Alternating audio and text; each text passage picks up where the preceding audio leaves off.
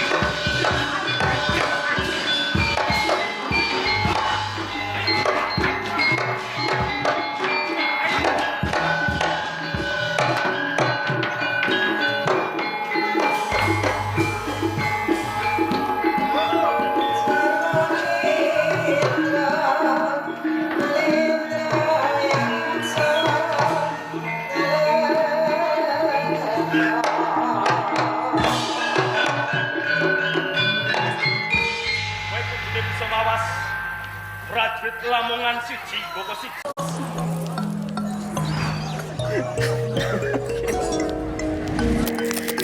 Siji Boko siji. Jonggolan gembonge bojo pisah mergo saka patraku adreng pengen mboyongi anane kang Bukmur diwurungke bali yo menyang Lamongan mumpung durung mati. Arep bali lamun to mulo retno tak boyonge. Yen kowe pancen sadra sing pinunjul ning papan kene adreng kekarepanmu aku pinangka dadi tetepno sak budi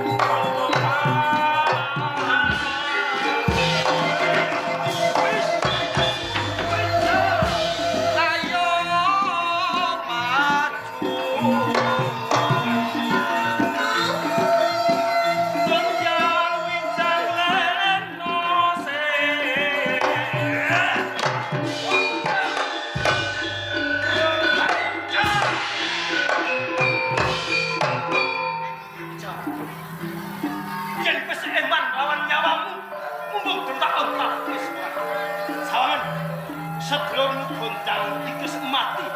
Njengkelang dadi padha. Bali ning Lamongan. Hei, Sadoro. Aja bilang-bilang gemunyuh dipek bisa mateni kelawan sedulurmu sing bener.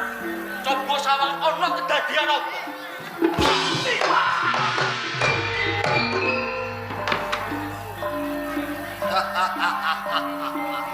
Kuwi ngakak-ngakak pindhane kaya dene manuk gagak.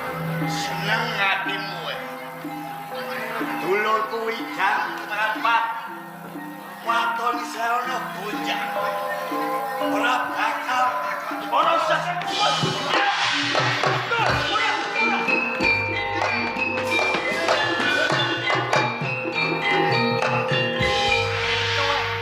apa?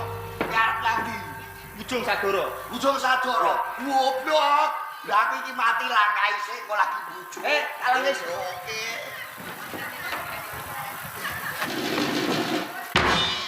Ngalah ngene. Hei Sadoro, aja mlayu.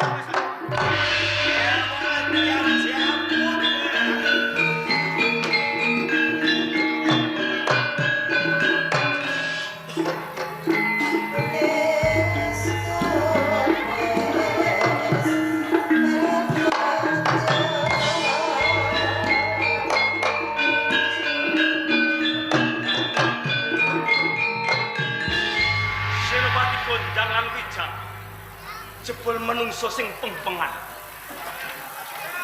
Yen ngono jumbuh marang ucapmu. Ora kepati-pati bali ning Lamongan Lamonto. Ora bebarengan mboyong Kumalarta. Jebul kaya ngene iki kabesan. Pindhane kaya dewa kang mapan ning Marcapada. Lamonto aku ora prigelan wasis ngoncati peperangan mbok menawa pancen. Aku mesti mati saka tangane Senopati Gonjang lan Wijang. Nanging lamun tok aku bali nyang Kabupaten Tuban.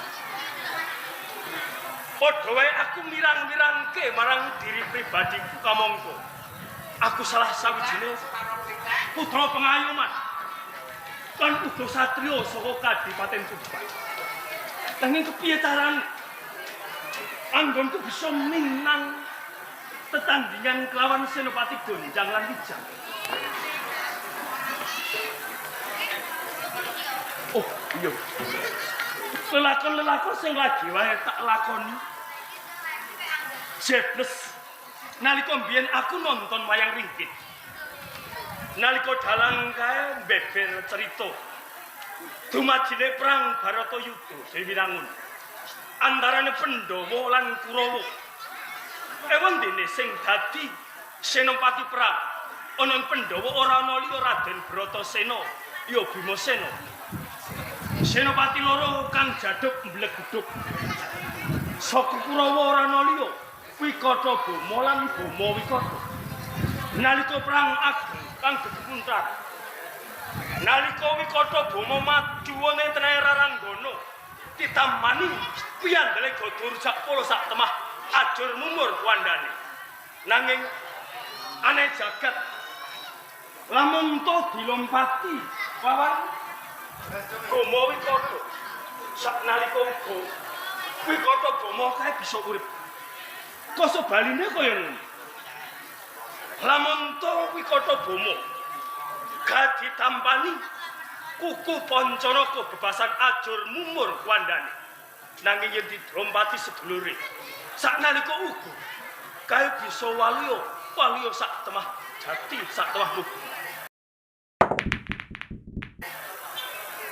Rahayune perkara iki nalika Bratasena kae keponcoke kewuh. Kesesere yuda kegelutan kelawan Senopati Kurawa. Ketemu kelawan Prabu Ndarawati kang aran Prabu Kresna. Kamu menehi ego supayane antuk kamenangan di adikku Bratasena. Apa mula bukane nganti kowe nganti kesesere yuda. Tetandingan kelawan Senopati saka Kurawa kang pengpengan. Mergo kowe ora ngerti daya pengapesane Senopati kalorone mau. Banjur Bratasena takon, Apa pengapesane Senopati sing pempengan kae Kakang Kresna yo iki? Yen kowe ngerti tenane kae. Nyawa siji nanging ragane loro. Sauger kowe bisa ngedu kombo. Saknalika uga kowe bakal antuk kamenangan Bratasena. Dumadi ambali meneh perang yuda. Saknalika Wikata Bama lan Bama Wikata dicandak sirahe, ditabrake sak telah mbledhos wandane. Saknalika uga antuk gedhen rumangsa.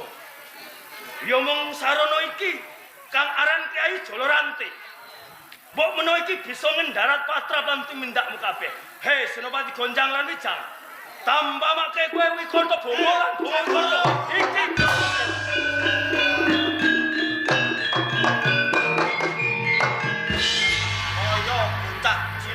Iki sore perang ngono kerampungan kowe ninggalke papan pabaratan. Gonjang, Wijang, piye? Ora tak selaki.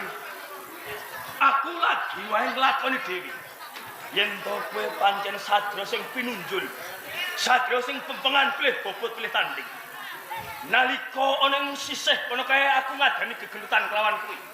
Upama ora wases lan prigel, aku nek kok aku mati sora tangan. Nanging ojo kegeden rumangsa, ojo bombongan seneng ati ngerti lho. Kenane aku mlayu saka papan kang jembar, golek papan kang kumpil supaya gampang anggo kumpil kawan kowe. Yen ora mangkono sadra, racutke.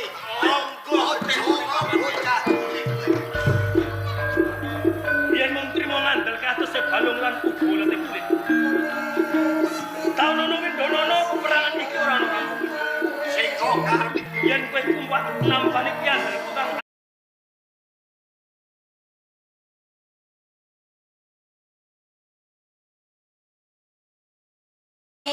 apa ya?